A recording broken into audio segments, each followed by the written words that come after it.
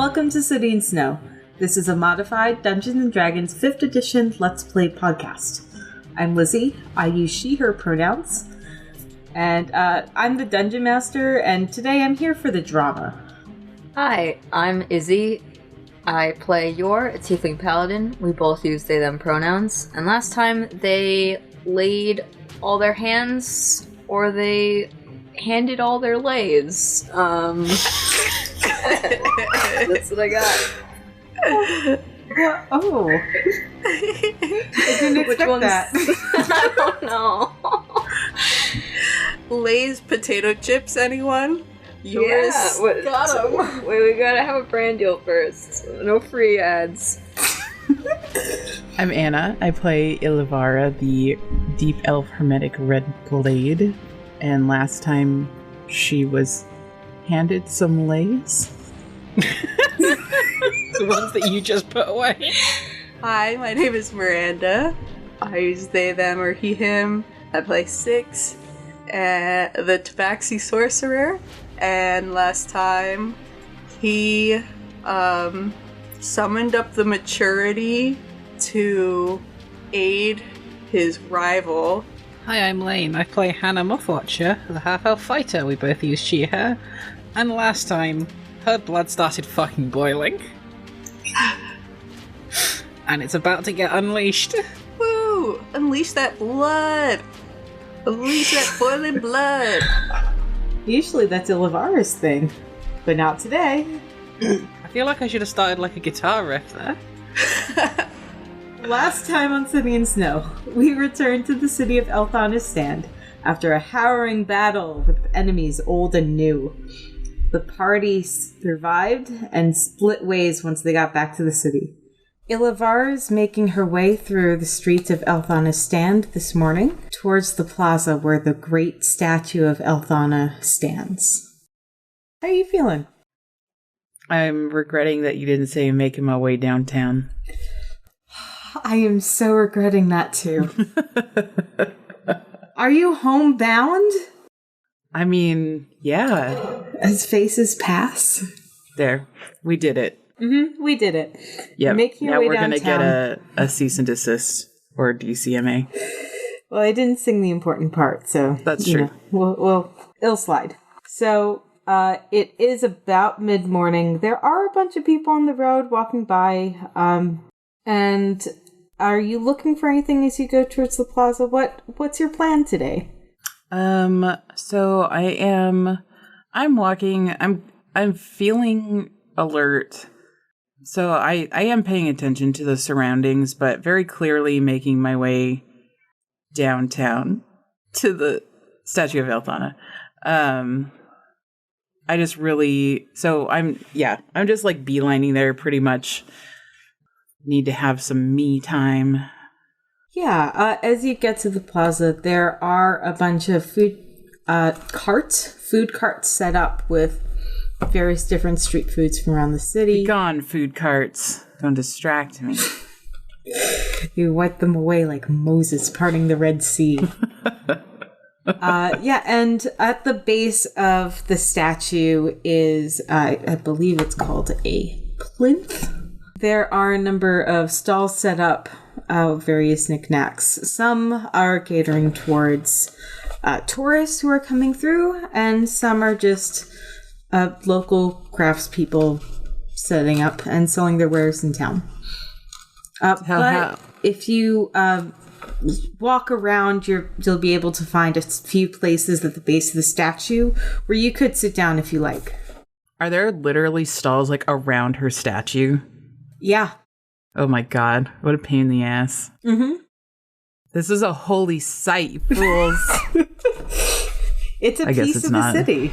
I guess this is what she would have wanted. People thriving. Yeah. That's true. The city is thriving around, so... Well then, in that case, yeah, I'll just find whatever privacy I can, which is probably none. But enough space that I could put my hand to the base of the statue. Mm-hmm. And it's snowing still, right? So there's probably snow on the ground. Oh, yeah, it gets pushed away during the day, usually like into the river, especially since there's so many carts around and pedestrians around. But there are bits of snow everywhere. And ice. Well, it's freezing. Oh, cool. Then I will,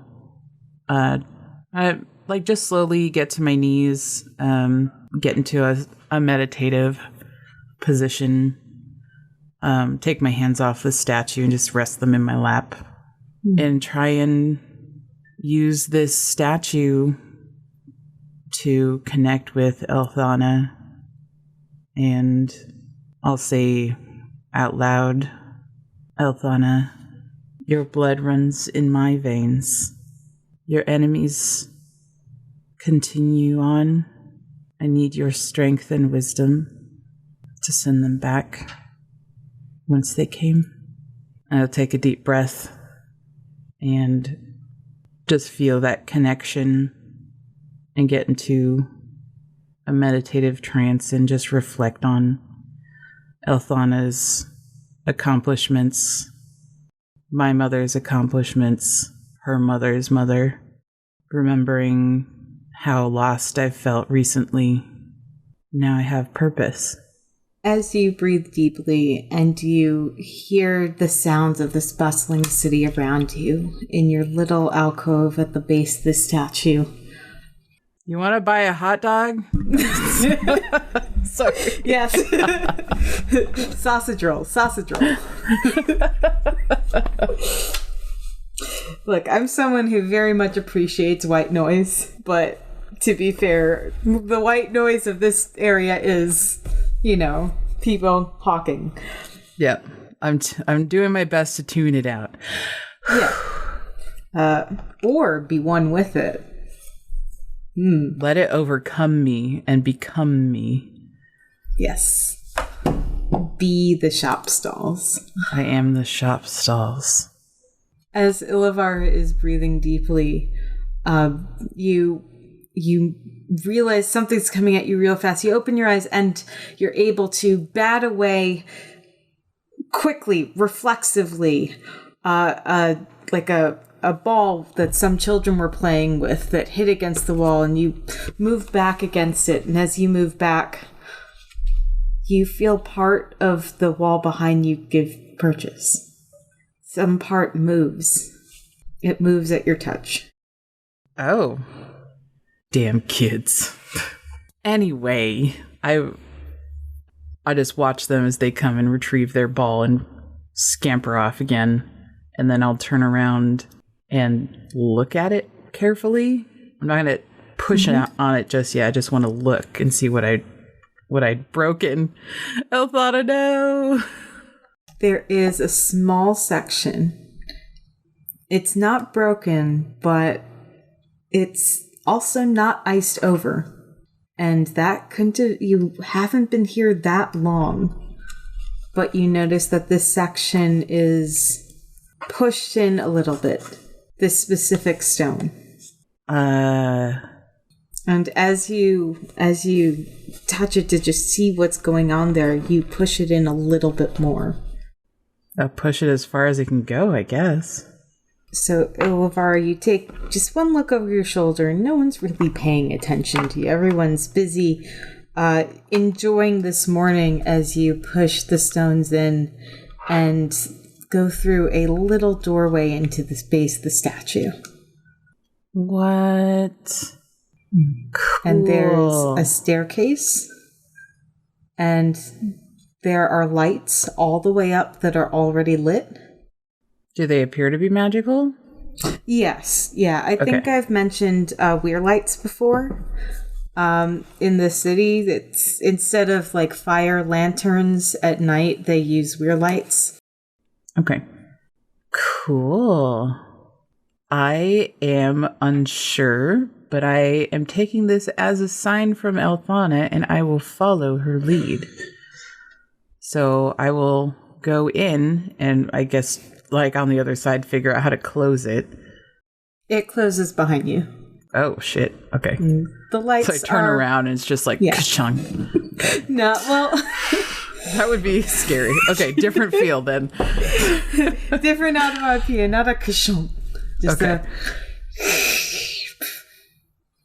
as it settles back into place, stone against stone, grating a little bit, but not in an uncomfortable way. Okay. In a way that it was meant to be that way. Right? And you head up, and the weir lights are dim, and I want to say they're even red. Just they're comfortable. Okay. Not like a creepy red. Like a fireplace in yes. in the snow. Got it. Like a slow orange red. Yeah. Maybe even a little bit purpley as you head up the stairs.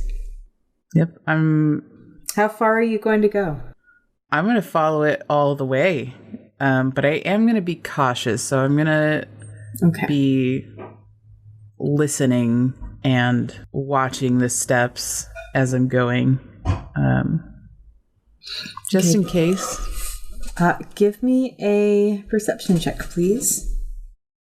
That's a 19. Ooh, very nice. So with a 19, you specifically only hear your steps slowly echo around the spiral staircase. And you can tell with your basic sense of direction that this isn't some sort of like extra planar situation. You're still well within the bounds of being within the statue.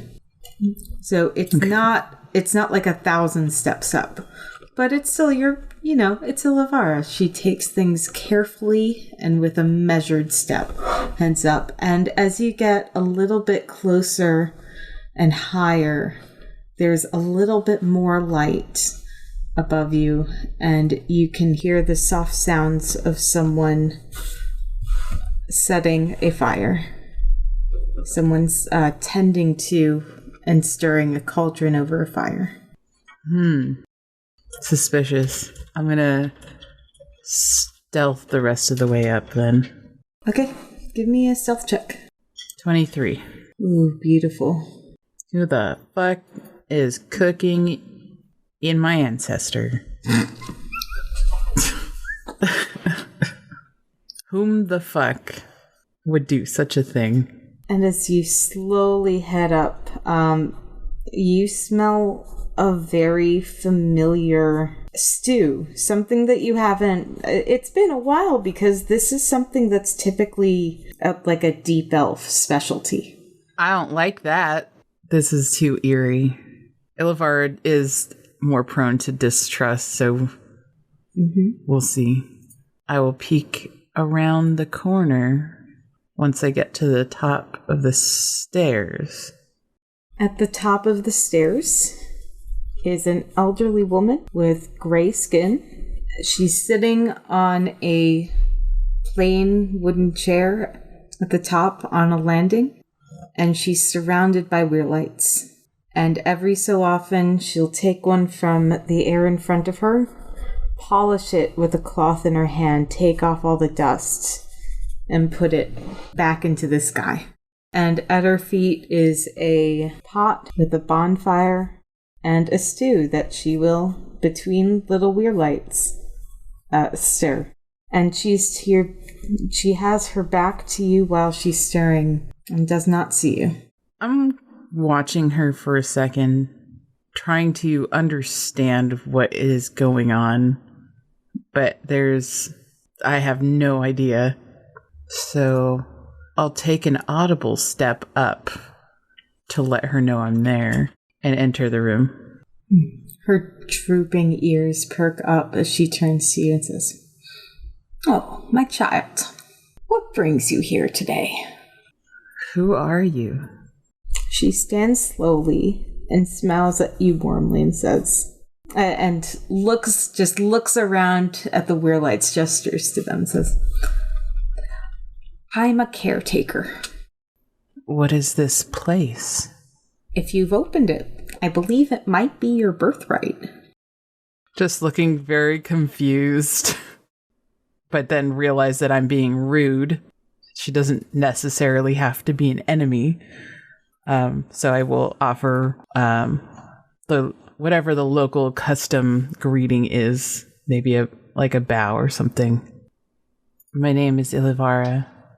I am one of Elthana's line, yes. She returns the greeting. She sits down and smiles and takes another weird light out of the sky draws it closer, sits down and starts polishing it to a shine again, says, I know. Would you join me for supper? Suspicious, but nod. Is there a place for me to sit, or should I, sit on the floor? Asking out of character. As you were looking at her, you didn't notice that there is a second chair there. There is one now, at least, across from her. Okay. I'll cautiously, without taking my eyes off of her, take a seat. Feel a little uncomfortable at the sound the chair makes, because it seems like it's pretty quiet. It's old. Yeah. And the chair is old. And creaks. Cool. Yeah, totally not a problem or uncomfortable at all. Definitely a very okay thing. She looks you up and down and says, Child, you look like you've been through a lot. It has been harrowing, yes. And remain so strong throughout. Look at the fire, or not the fire. Well, I guess there is a fire, but yeah. Look at the stew. Finding it hard to look at her for a long period of time. She goes to serve you a bowl of stew, and as she hands it over, do you take it? If I know anything about fae and witches, I shouldn't, but I will. That's fair. Thank you. You are very welcome. It smells like home. She winks at you, which I'm sure is very uncomfortable to Illivara, and says, As it must. I'll just cup it in both of my hands. Are you also a descendant? You can say that. I look back at the soup. Tell me how delicious it looks, as I'm hungry. It's good. It contains a couple of ingredients that you're sure are very difficult to get in this town because you've tried. Right? A few specific species of mushroom where you're like, well, they tried, but they can't really grow these at this part of Tor. Right. Are these black rock mushrooms? My God. My God. Yeah. I will take a bite then. I hope that she gave me a spoon. Yes. Yeah. Or chopsticks, or, whatever utensil is appropriate. And I will take a bite. Yeah, it tastes like it's not just wonderful, it's perfect. It's the perfect version of this. It's exactly how you know it's supposed to taste. And you knew it even before you tasted it. Right? You knew it just by the smell. You knew exactly what this was and when it is and where it is. I mean, this is... I don't know if Illivara cooks, but if she did, this is, what she would try to make, right? This is the ultimate comfort food. It totally takes me back to being at home with my mother, cooking it for our family, and before everything. And I think Illivara is just stunned and contemplative for a long time just after that first bite. But eventually I'll ask, is this real? She looks at you, she smiles a moment and winks. Says, why shouldn't it be? I'll take another bite. I think you have a long road ahead of you, Illivara. But you've already traveled so much of it. You have to remember to keep the past as you move forward. What's your name? She looks you in the eyes, gives you another wry smile. And moments later, you're you're blinking and you're in the light outside, sitting where you were. Where's my soup? Outside by the statue. Has taken kind of a shocked breath, like I had forgotten to breathe for several seconds. Mm-hmm. Did you say the soup is actually outside with me? Yeah, the soup is actually outside with you. A little wooden bowl and wooden spoon still in your lap. Still hot. I will stand up, knees slightly soggy and covered in grit from the floor, brush them off, hold my soup and look up at the statue, just in awe of her wisdom and definitely feeling like that a weight is off my shoulders now. All of that burden of feeling like a failure is feeling like it's sloughing off of me right then. And I'll take a bite of the soup again and just finish the bowl. Let's switch gears and see what's poppin' at the First Bastion Mercenary Company headquarters. You'd entered the building and everything was in disarray, and notably the magical protections on the grounds that usually required a First Bastion Mercenary Company signet ring to get through, they were broken down. So you were able to just walk in and see just the devastation, broken windows, things all over the floor. And the butler servant guy, dead on the stoop, a sword next to him. Just, it was used, but obviously not enough to save his own life. Razor, also dead, where you left him, sadly. And Carpathius calling out to Six that they were okay, but it seems like Carpathius is able to get Connie and Cheery into that side room where Master Spellright's body was prepared by Hyacinth, right? Was prepared by Hyacinth for that reincarnation ritual. So he was able to protect them all, but they look like they've all been through it. And I believe Carpathius would have told you. Everyone else, yesterday they went to follow up on your trolls, right? So we thought it would be okay. I guess not. I don't know how they got in. That's my main concern at the moment. But they did, and they looked like you, so we are very, very lucky. And he and Connie both have a few scratches on them. Shiri looks relatively unscathed, but scared. This is like 12 years old or so, I think I said. So it's a spooky moment for her. And that's where we left off. So what would you all like to do? Hyacinth is going to kind of walk around and check to see what's here and not here. Dominic puts down his stuff in the front hallway, wherever, and just takes it all in.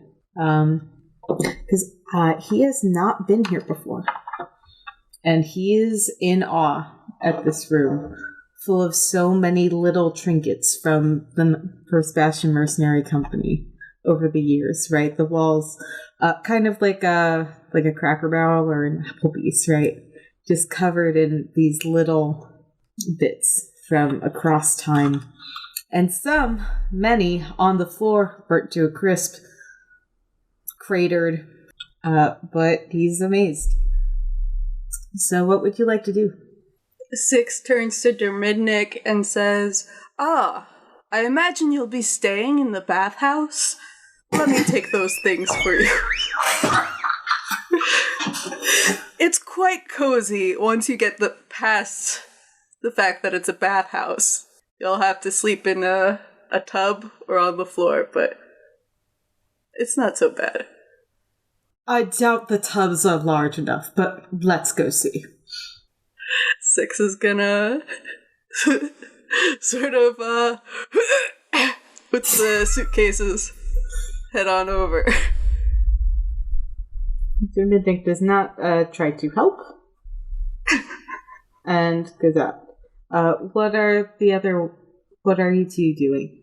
I am waiting for the opportunity to arrive to talk to Hyacinth and Tava. I am just standing there, arms folded, shooting daggers at both of them. Yeah, whereas Hyacinth is like doing a look around and categorizing and probably also just heading upstairs to see her space. Tava just sits right down on whatever stool is available and not broken and just kind of takes a moment to sit and breathe. That thing when you're just so tired that you can't not keep fighting to stay awake? That's kind of what the state that she's in at the moment. Hanna doesn't care. Oh, yeah. Yor, what are you up to? I think they sort of wandered through the hall, trying not to look at, the things that aren't where they were, as not destroyed in, this wonderful place, and just sort of heads towards Carp, Connie, and Shiri are all sort of huddled together still. Yeah, Connie and Shiri, I want to say that they moved from the room just across from the kitchen back into the kitchen to kind of just, I'm sure Connie is doing let me make you a cup of tea.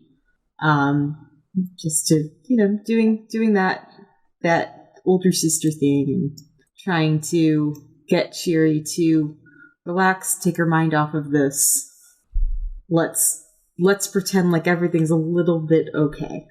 Okay. So Carp is still down there. No, Carp is still down there. Connie and Shiri are still down there. Let's put them all in the kitchen. I'm sure Carp tried to speak to Hyacinth, but was kind of waved away as she went to do her rounds, like essentially checking the perimeter. Should we start with Hanna?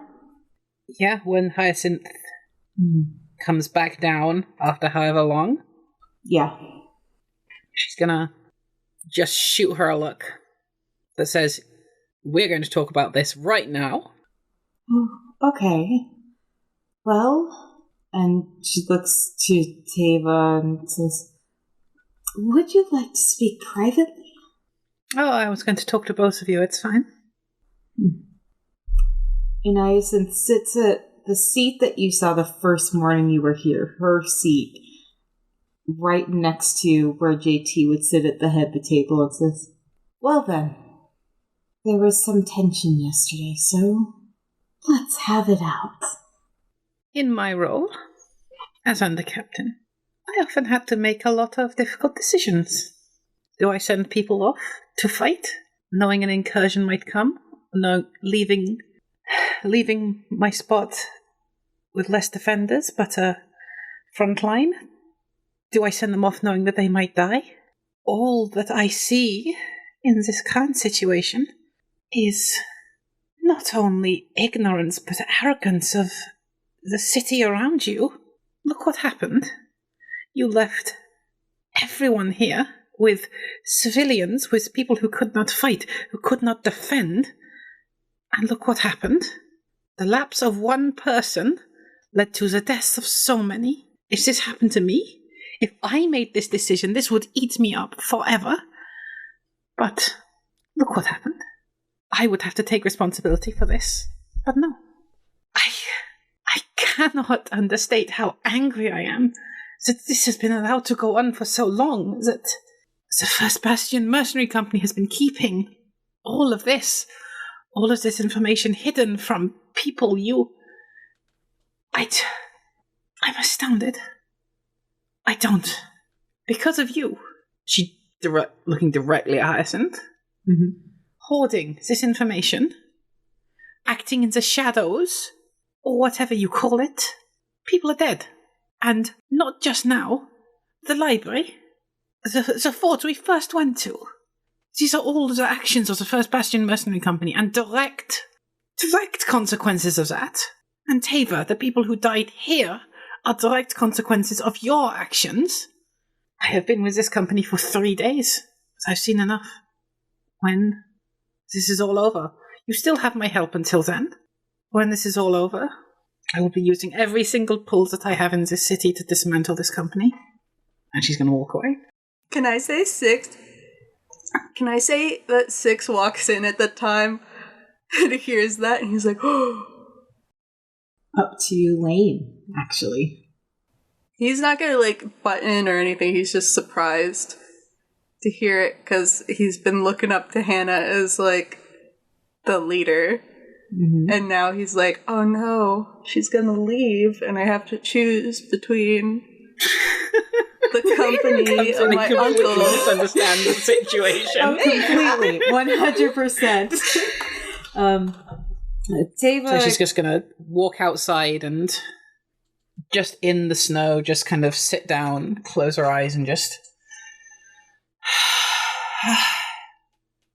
sit there. Mm-hmm. I guess Six is gonna... Could Six go up to Hanna? I only heard the end of that.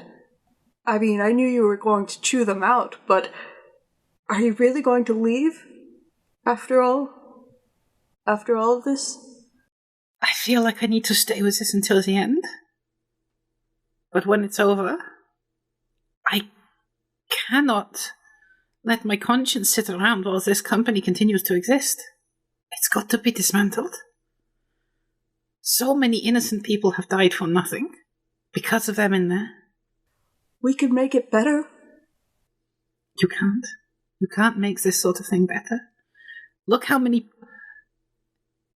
people, look at what they've done to do the reincarnation of one person. You can't fix that from within. I don't know if there's deeper, darker things at play here. Yes, maybe. Why are they keeping that information to themselves? Surely they know. Why did they send everyone out to deal with trolls of all things? It's a level of irresponsibility that just... They've been let to do their own thing for too long. For their own devices, for their own needs, for their own whatever. And that's finally catching up to them. But it's not catching up to them, it's catching up to Razor. It's catching up to all the people who died in the library. It's catching up to... Do you see? They're not going to suffer consequences for this. The other people are. The library was partially my fault.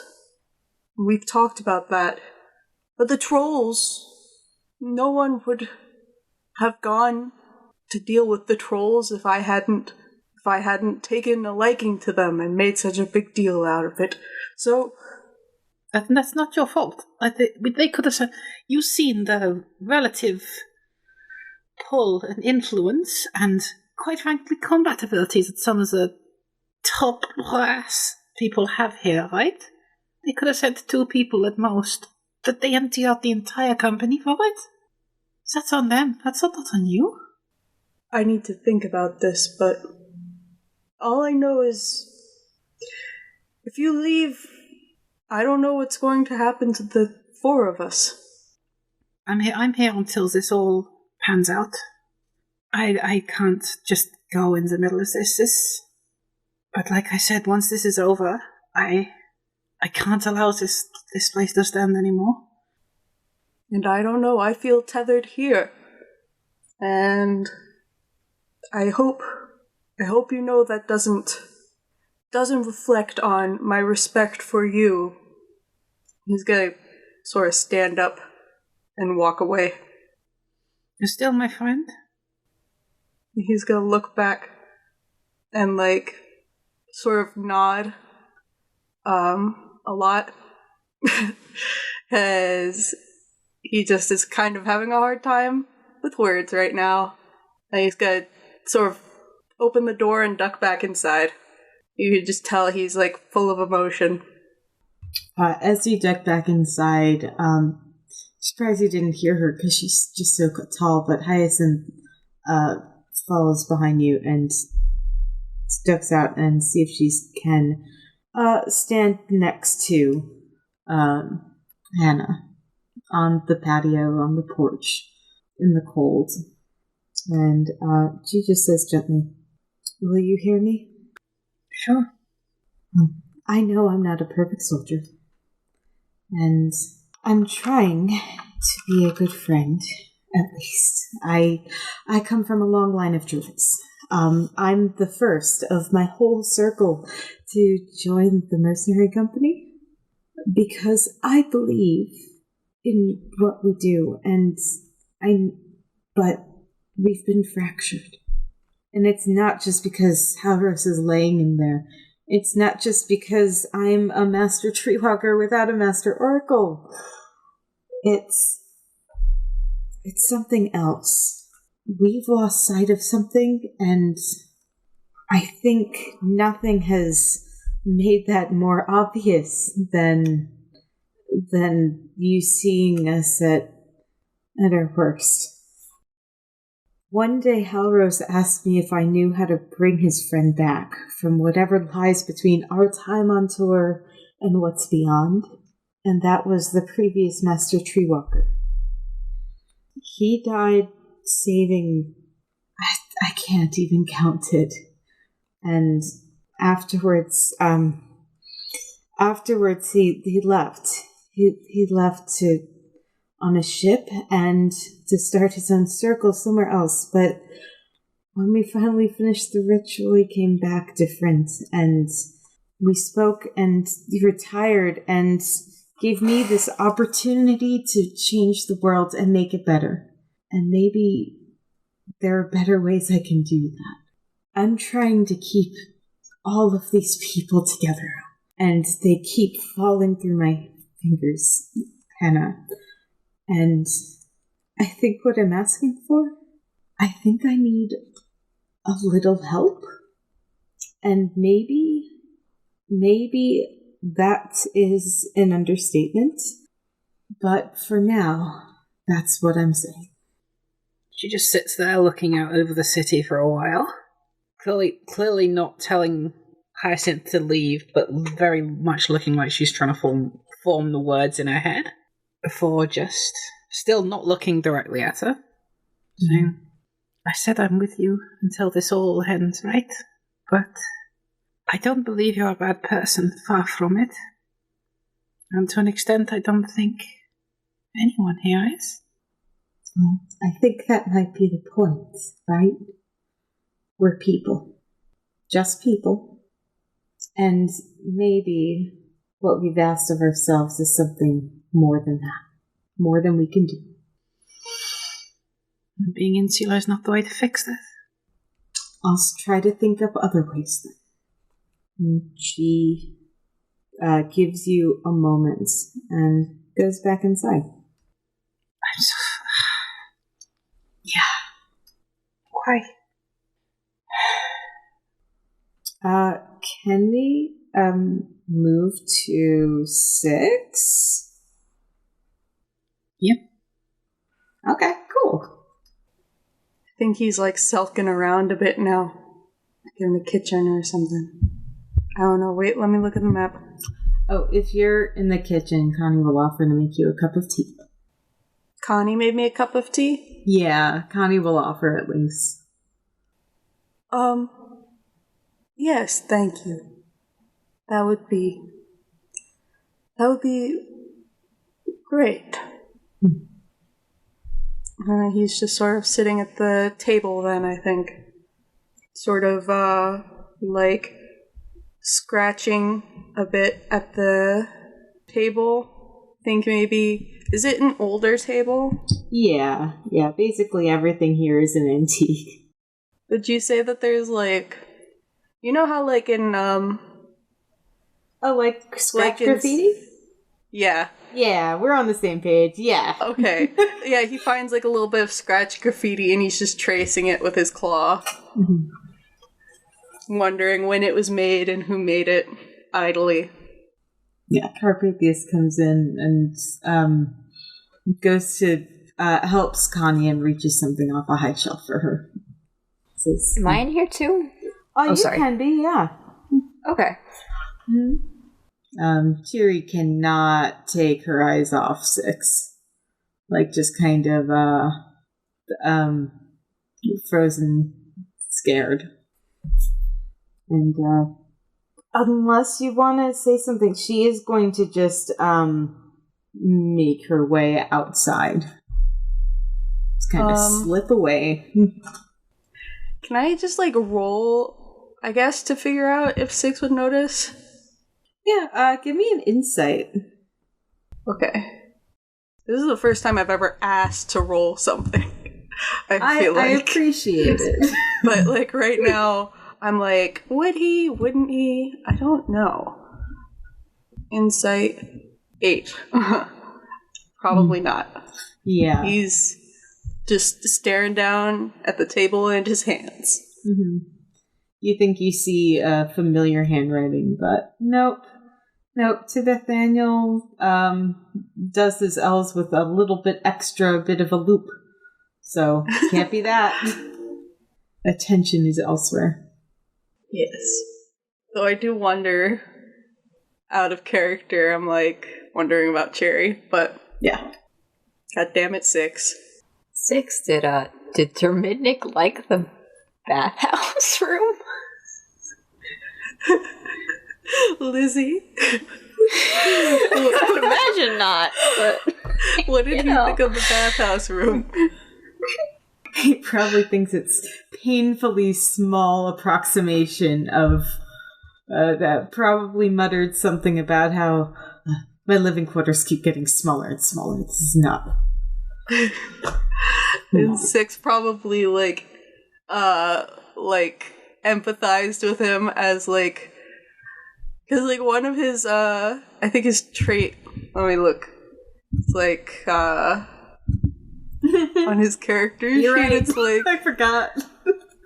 Right, it says, I don't like to get my hands dirty and I won't be caught dead in unsuitable accommodations. And yet he has, and he hasn't died, so that probably needs to change a bit, but he probably is just like empathizing a little bit, but at the same time, like being like, oh yeah, I'm so world weary now. I've slept in a bathtub. Look at me. Dominic essentially sleeps in a hot tub, so, you know. True. Aren't any snails here yet? We can bring snails. Anyway, Anyway. 6 probably says to your, he was not impressed, as I'm sure you can imagine, considering his previous lodgings. But I told him I got used to it. Sure he could too. Just one night. Yes, but it was a third of the podcast. Felt like a very long time. Anyway. Yes. I feel at this point a bit awkward because I don't know. I feel like 6 isn't really doing anything.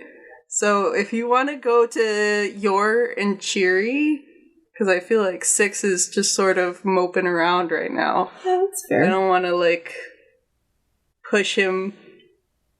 Or did you want to catch up with Cheery? Oh, yeah, Or if there's something else that Yor wanted to do. they just want to know how everyone's doing. Just checking in with everyone. No one's doing Yeah. good, but we're gonna ask anyway. Mm-hmm. I mean, Carbathius looks like he has not slept. Connie also looks like she has not slept. Just like full bags under the eyes, need to make a strong mate this morning situation. I can also, I mean, if Izzy, if you're not ready to go, I could try to prod 6 in some direction. I don't know yet, though. I'm still thinking about it. I mean, do you want me to do it? Because I can prod 6. That is, if you could prod 6, that would be great. That is by some people's definitions what I should be doing. Yeah, because right now he's just being mopey. Yeah, so 6, Carpathius has some tea, and it's quiet in the kitchen after Cheer runs out the back door. It's Connie and Carpathius just kind of enjoying each other's quiet for a moment, enjoying a moment of peace after what was undoubtedly a very busy evening and night and morning. And after a few moments, Carpathius asks, Six, would you join me in the library? I have something I need to speak to you about. Certainly. And he gets up and proceeds to the library. And he holds the door open for Carpathius to walk in. Mm-hmm. After you, of course. And he shuts the door behind, just checks over his shoulder and says, I think it's possible that Teva may have undid the protections. I suspect it.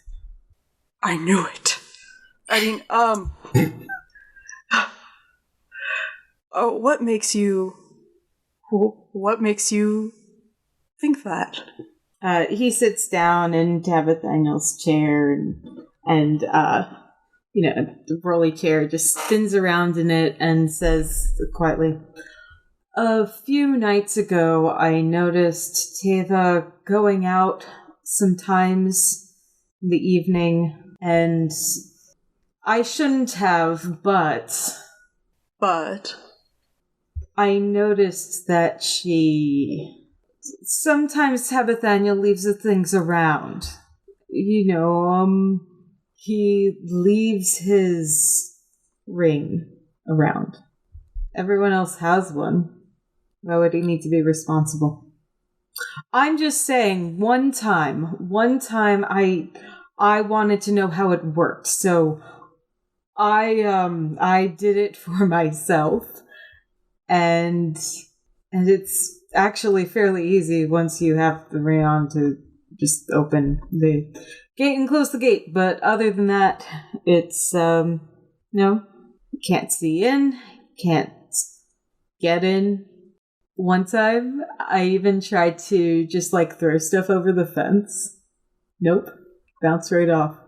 Funny thing, though, you can just get out, which I think is related to some sort of fire code of the city, but that would make sense. Well, the fire code thing and the fact that it was probably an inside job. That said... But what makes you think it's Teva? Just that she's been going out at night? Maybe she likes the nightlife. Maybe she likes to boogie. I like to boogie sometimes. Do you like to boogie? No, I'm not very good at boogieing. I don't know what Teva does with her free time. I just don't know if it's going to be a problem. I don't know. Well, there's a lot I don't know, but we were practically overrun with these monsters, and from the time they came in to the time I was able to get my spell off, Teva, she ripped through them. And I don't know if that's something someone would do if they were an ally. Could you tell me what exactly happened from the start? Because I have only heard fragments at this point. I feel like if it's not too freshly traumatic. No, it's fine. I could deal with all. It's sometime in the middle of the night, we were suddenly overrun by this terrible, terrible creatures. Different kinds, right? Some were little bug things, and some were like hairless apes with long dripping ears, and there was this creature made of chain. It was they tore through it. I don't know how else to explain. It's like a tornado, and gosh, we were lucky to there was a warning bell, so we were able to get out of our beds, and I brought the girls into the back room because I didn't know if they were here for Halvers. Was it a magical warning bell, or did someone ring it? No, I think Barnabas set it off. The butler? Well, he does more than that, did more than that, but... So he was alive at that point in time? Yes. Okay. Well, why don't you suspect Barnabas of opening the field? Well, it's not that I spy on people, Six. It's okay. that Barnabas is extremely boring. Oh, well, let's not sully the dead, but... Right, no, yes. It's fine fellow on all accounts. Yes. Very loyal. Very, valiant death. Right. Yes. Well, Teva is not boring, I take it then. I just don't know where she goes. And that's saying something. I know where... That is true. I have had for some time, sort of a feeling that she is too perfect. I thought I was just being immature, but maybe it all makes sense. Maybe it's not just my envy of her as my rival, as my fellow apprentice of my uncle. Perhaps she really is up to something, and there's a reason why she seems so good at everything. No one can be that good at everything. Interesting. He starts picking up some books off the ground, just idly cleaning up the space and pulling scrolls away, and this is like the aftermath of an earthquake, right? Like, this is just a mess. Thank you for hearing me out. Well, yes, thank you for telling me. Thank you for entrusting me with this information. I don't know, how was... By the way, is it inappropriate to talk about the ball that's upcoming at this point? I know you've been through a lot. Oh, I forgot about that, right. Are you going with anyone? Oh, Six, I don't even get an invitation. You did... Oh, good, because I thought I would need to find another +1 if I asked you, because you already got an invitation in my mind, I had thought, so I wasn't sure who else I would ask. Will you go with me to the ball? He stands up from where he was picking up a book and says, We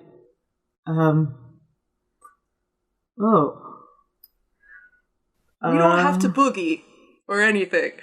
We could just sit at the sidelines and be cool together. Okay, yeah. Six, do you promise no boogieing? No boogieing. I swear on my family's name. He goes to give you it's a deal handshake and whispers, yeah, you don't need to swear on their name. Yes. And he takes his hand and shakes it back, says, all right. Well, this has been a good talk, given me a lot to think about, and a lot to look forward to. Good day, Carpathius. And he's gonna do like a little bow. And also he's going to say, and I'm sorry for all that you've gone through in the past 24 hours. I don't know what else to say about that, but I'm sorry. It's fine, like I said, it's just a bunch of assholes. Yeah, just a bunch of assholes. Alright, bye. He's gonna leave the library because he's in a hurry to leave now. 6 does not help put the books back. No.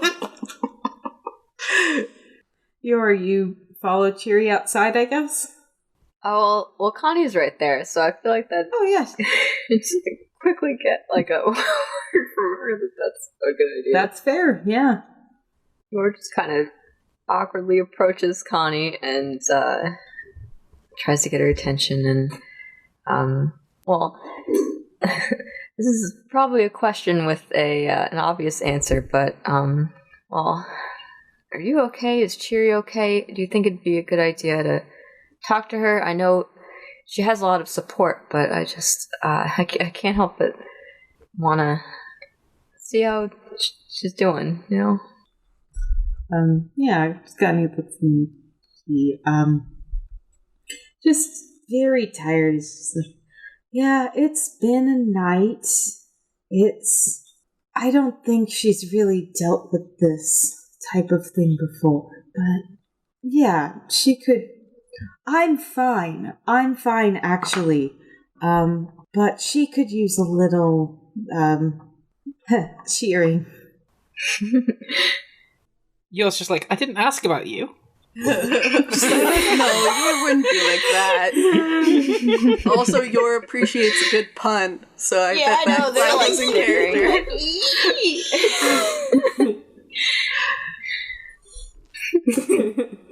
Like, they didn't want to do it because it's someone's name. Yeah. Well, she's the sister, so she can do it. Yes, You're like, yes. Mm-hmm. more than allowed. Yeah, they're like secretly like, yes, they do. But like, Put the cheer back in Cheery. Did I ever say what Connie is short for? I don't think so. No. Anyway, that's cool. Yeah, so, I need to know. I thought it was short for Conifrid. What? I don't know. Whatever Connie is short, Constance, I don't know. like Conifred. Winifred, but with Connie? Yeah. You need to be stopped. Maybe I do. If stop myself. Maybe. Here and now. what? Quick. So don't offend anyone. Like, what if, what if we have a Conifrid? Oh, I'm sorry. I'm worried now. I'm sorry. Anyone who listens, beautiful his name is name. Conifrid. I love it. This is why DM should never write anything new and just let everyone else write your campaign for you. Because no matter what you write will never be as wonderful as Conifrid. Well, I want to know what her name actually is doing. Don't change your name now. I won't change your name. It's not Conifrid, Okay. but no one's asked so far. Good. So, that's just a big old secret. I'm searching on Twitter. For Conifrid? I'm Mum. Oh, there is a @Conifrid on Twitter. Yes. who shortened her name to Connie. Excellent. This is very good. God. I'm really glad that they're appearing in this podcast. I really hope it's a real, my God. it's an okay account and not like something else. Okay. Yeah, so so Connie had headed outside, just kind of in the snow, sitting on a box outside, staring at the little garden covered in snow. Wait, Cheery, you mean? Cheery, yes, I meant Cheery, not Conifred. And you head out, and she's Hey. Hi. Do you mind if I join you? Okay. She scoots over on the crates. There's room and brushes some snow off. Oh, thank you. That's very generous. How was your trip to Higglethorpe? Well, Higglethorpe is very nice. They have the Silvershine apples. I got to try one, and it's very lovely there. And then a lot of things happen. But Yeah. I really want to go someday. And I will. I will go someday. Good. Yeah, it was busy. It was busy here, but yeah, a bit weird. Goes back to staring at the snow. When things get scary, what do you do? Well, there's a lot of things that you can do. Just sort of think about some of the nice things that you have or have had, or, things that'll bring you joy no matter what's going on. And rely on the people and things that are around and kind of do your best. Yeah.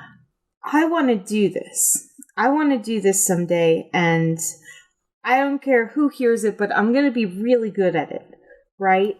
Mm-hmm. And I'm going to train, and I'm going to read all the books that Carp says I need to read, but it's and she trails off and looks in the snow. It's like, I don't know. What about Connie? Wow, I'm doing it now. Yeah. What about Cheery right now? She takes a sec and she thinks and she says, well, everything was exciting and scary, and I'm happy to be around Connie and Carp and you, and that makes it less scary. Aw, that's good. I mean, there's nothing wrong with thinking about what's,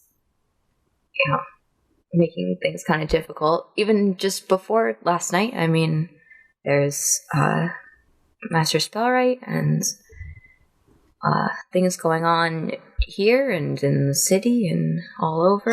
And my dad. Not to spook you, kiddo. No, and my dad's still missing, and I wish he could have been here last night, but and I wish that I could do everything he does. And she just looks out and smiles. Aw, I wish he could have been there too, and hopefully soon, right? Yeah. Was Cheery there when you mentioned the dream? Right? Didn't she perk up? And I think they were so. like, if anyone knows how to find him, they were like, Yeah. it'd be Cheery. Yeah. So she'll just look and smile at you and say, well, I know he's okay because he was able to send you a dream, and that means that everything's going to be fine. I'll let you know if we see him again. I know he wanted our help, but we're not saving the world. If I knew what to do, I'd do it. I know. Can you do me a favor though and tell Connie and Carp to not be so... I can do a lot, like I can help. Yeah. Yeah, of course. I remember what it's like being a kiddo, and I mean, I don't think I could do quite as much in the same way. And she looks at you and sounds like, you were never a kid. Maybe I wasn't. Maybe you're right. I'm gonna concede out of nowhere. Knew your lore just dropped. Yeah. Formed, fully formed from a flower. Yes. Thumbelina style. It could be cryptic and say that yours truly was never a kid. Maybe your is sweetening's familiar. No, I'm sorry. What a twist. And it's unless you have anything else to say. Yeah, well, they agreed to do as she asked, and they asked like, "Hey, Cheery, do you like animal friends?" Yeah. Who doesn't? Yeah, right? Okay. So I have this bag that a close friend of mine gave me to help keep me safe, and I know that, well, here, they take the bag of tricks out, and it's, according to description, it looks empty unless you, like, get the thing out of it. So show the bag that is empty, like a good, proper magician. In this bag is a friend of mine. That bag is empty. Mm-hmm. There's a kid who's like seen too much, and they're looking at you like, that bag is completely empty. I'm not a kid. Right, but they take out one of the little white balls and they huck it, and out comes a friend. Roll for friends. Making a friend. Roll for friends. Out of 8. Yeah. It's gonna be a friend. It's gonna be... Oh my god, is it the badger again? Yeah! Yeah! Lazo just wants to be a badger. Yeah. Lazo! Old badger in a little cute little outfit. Yeah, Cherries, she jumps for a second and goes, "That's amazing!" Like she yells out to the point where Connie appears at the door, like basically like with a spoon. It's like, oh, okay. Connie, what you gotta do with the spoon? Go beat whatever the hell. Scoop their eyes out. Yeah. Cheery gets up and they start running after each other in the snow. Yay! Oh, good. Yay! Very sweet. I'm gonna draw that later. Aw, yeah. The kind of loping gait that a badger has is super cute. Yeah. You like duck in the snow, like shuffle the snow bits, and then like pounce off, like. Yeah. Oh, they'll leave footprints all around. Yeah. And Connie just says to him, "You're amazing." Aw. He was like, what? Oh. Who?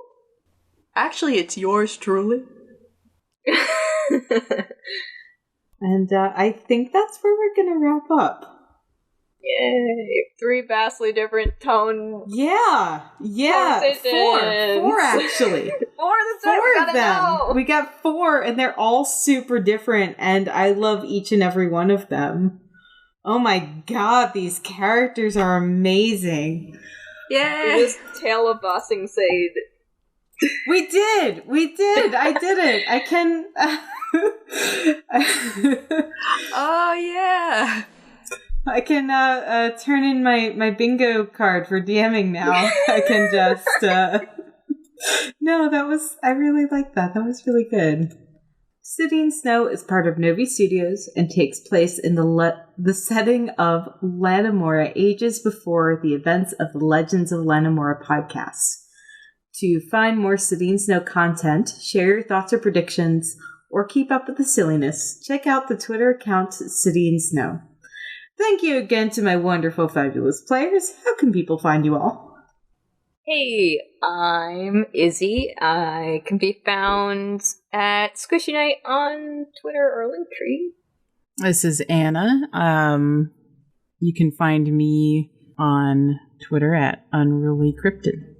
Hi, this is Miranda. You can find me at Brotato Farm on Twitter and itch.io and other places. They didn't find the body, so for now I'm still lame. You can find me at Line the Order on Twitter. The gift that keeps on giving. And you can find me at LICY_BR, that's Lizzie Brewer, on Twitter, where we retweet media memes at this point, let's be real. Oh, and possum memes. Possum memes are important. Everyone loves possums. To check out more shows and streams from Novi Studios, visit novistudio.io. That's NOVIstudio.io. That's all from us. Thank you very much. Ta-ta for now!